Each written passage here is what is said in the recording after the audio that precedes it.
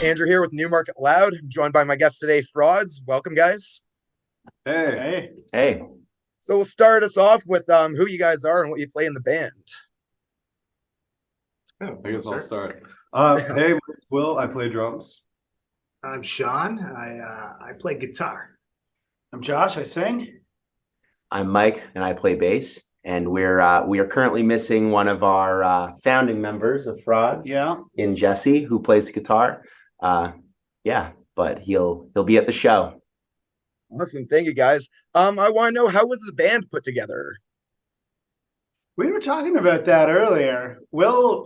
This band has been a work in progress over a number of years. And when I first moved out to Vankleek Hill and learned that Will lived close by, said, we got to start a band, man. And then it took us how long? Well, if we're going back that far, so our buddy Jesse, who Mike just mentioned, he also lived in Vankleek Hill for a little bit. And Josh and I met him through a mutual friend of ours, Kevin Kadzier, who lives in town also. So we started jamming and just formed Frauds. We had some ideas that we were shooting out, and Jesse had a lot of songs, and we kind of worked them out and just became, what we are today. Like, what, 5 years later? Yeah, exactly. Yeah, I saw you guys when you were, I think it was your first show at the local bar when you were the 3-piece or 4-piece. And it caught me off guard, man. It was fucking sick. Really cool. Yeah. So we didn't have a bass player back then. And then, time went on, people got busy. Jesse moved back to Toronto, and we kind of, took a little hiatus for a little bit. Then Josh was like, yeah, let's start jamming again. And we were, thinking about, okay, how can we make this band killer and actually get a bass player? Yeah. So we found Sean, Michael and I actually went to high school together. So we knew each other, musically as well, but we never actually formed a band together. So we just, decided to get together, and it's working out so far. That's awesome. I want to know, is there any specific reasons you picked up your instrument of choice right now? Is there something that happened or any inspiration behind that? I mean, I've been playing drums since I was 9 years old, and that's pretty much the only thing that I've been doing since then.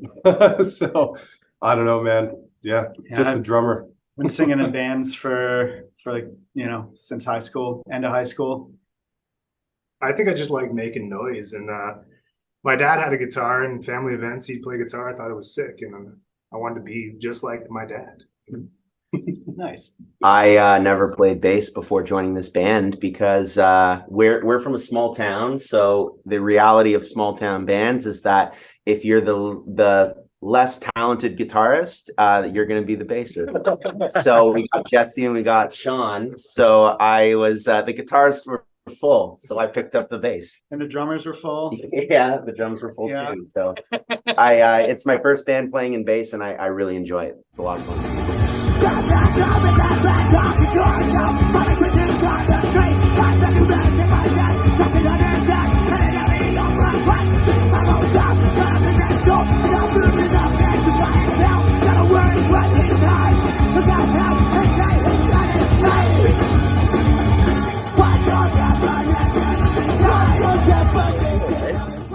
What are some of your mutual favorite bands? Because I know generally your favorite bands will make your sound, your style, or whatever. So, what are some of your mutual or even individual tastes that shape a band? This is a good question. I think we have a mutual respect for Refused. Yeah, Definitely. Comeback Kid for sure. Yeah.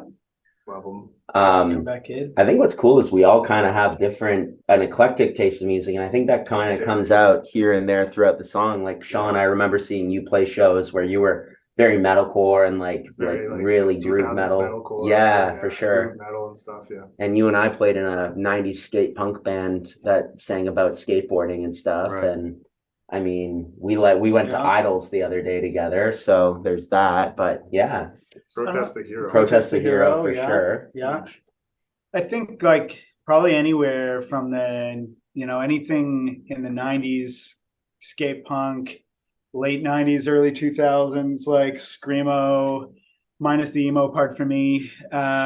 Even like the early 2000s hardcore, like any of that stuff and all the current post-punk stuff, and like it all kind of just, I think that probably lands across most of us in one of those genres. For sure. Yeah. Tony Hawk's Pro Skater. Yeah, that's pretty much it, actually. It's Tony Hawk's Pro Skater. Huge influence. Yeah. 1 and 2. Power Man. But Awesome. So one of the questions I wanted to be sure I ask you guys is what your introduction to the local scene was, because I know, let's face it, for Newmarket, Josh is a pretty big staple for us up here. My first Flatliners show was brought to us by him. So how did you guys introduce to your own scenes? I mean, Josh was a huge influence for me back in the day too, because I was touring with the band from Montreal, and we'd always go to Newmarket and Toronto. So he definitely opened up doors for me back in the day too. So That's how we met. That's how we met, for sure. Yeah. I remember hearing when you came back from tour and talking about Newmarket. It was a fabled place for me when I was younger, and it was like, oh, I gotta play Newmarket. And then I played my first show in Newmarket, and it was like better than I had ever expected. We played a Punks Against Racism show, courtesy of Josh here.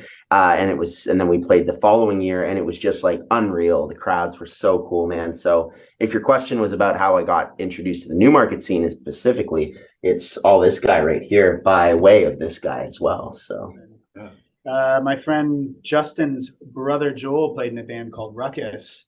And we started going to see Ruckus play shows at a place called Sharpshooters at the time. I think I'll date myself, summer of 98 was the first show I went to. Junior Jam, and Dana and Rick were running shows, and their sons played in this band Excretion. And it was really cool because they had punk bands, psychedelic bands, pop punk bands, like rap rock bands, like just kind of everything all would play on the same show. And that's really one of the things that those Junior Jams influenced me in early shows. A lot of the shows I put together where we'd mix genres. So yeah. Oh, that's awesome, man. Well, I appreciate you everything you've done for our town, of course. It's gone a long way for us. I want to know, since you guys have been around for a few years, what's some of your favorite advice you've got for fellow musicians, maybe? Patience is a good one.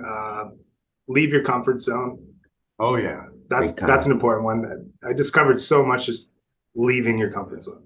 I think vulnerability is important, like what you guys are saying, like opening yourself up to, making mistakes and putting yourself out there. I was thinking of I just had a t-shirt slogan or something pop in my head, like art is vulnerability and vulnerability is art, things network. There are so many bands out there, and in my case, I was from, like we said, we're from a very small town. There are bands in small towns everywhere, and they all want to play shows. They all want to meet new people, and just reach out, just say, hey, what's up? With social media now, you can just get a show in any town you've never been to before if you just talk to the right band and you're nice. Network, because that's how you grow in the industry. That's how you grow musically. Yeah. That's how you grow everywhere, I would say. 100% agree. Yeah, that was great. I would say have fun. It's have fun.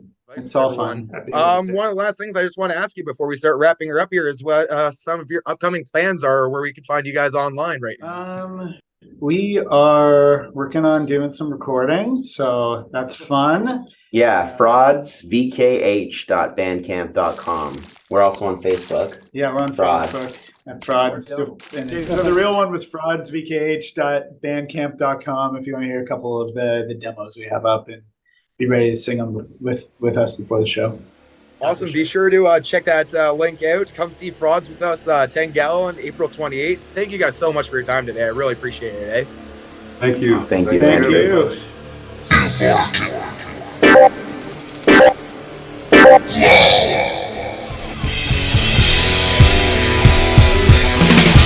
Sleep last night. How long is the